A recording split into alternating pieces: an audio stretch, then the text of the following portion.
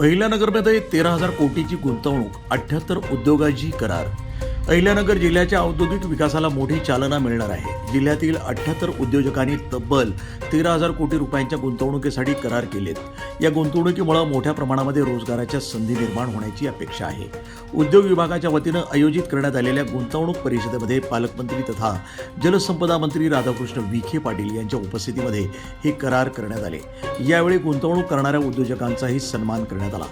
अहिल्यानगरमध्ये औद्योगिक विकासासाठी सकारात्मक वातावरण तयार होत असून उद्योजकांनी निर्भयपणे गुंतवणूक करावी असं आवाहन मंत्री विखे पाटील यांनी केलं.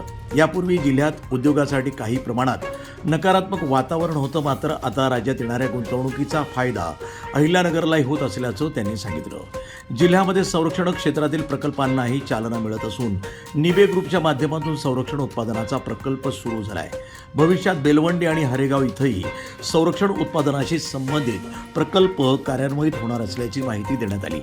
उद्योजकांना सुरक्षित वातावरण, पायाभूत सुविधा आणि कामगारांना संरक्षण मिळेल यासाठी उद्योग विभागानं ठोस पावले उचलण्याची गरज असल्याचंही विखे पाटील यांनी स्पष्ट केलं.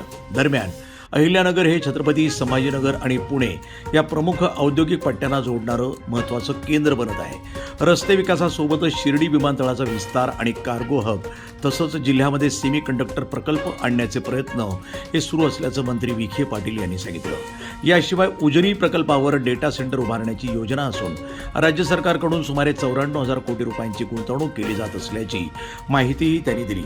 या गुंतवणुकीमुळे अहिल्यानगरच्या औद्योगिक क्षेत्राला नवी दिशा मिळण्यासोबतच तरुण आणि महिला उद्योजकांसाठीही रोजगार आणि व्यवसायाच्या नव्या संधी या निर्माण होण्याची शक्यता आहे. मी सोफी सय्यद, प्रसार माध्यम, जस्ट लुक न्यूज, इंडिया.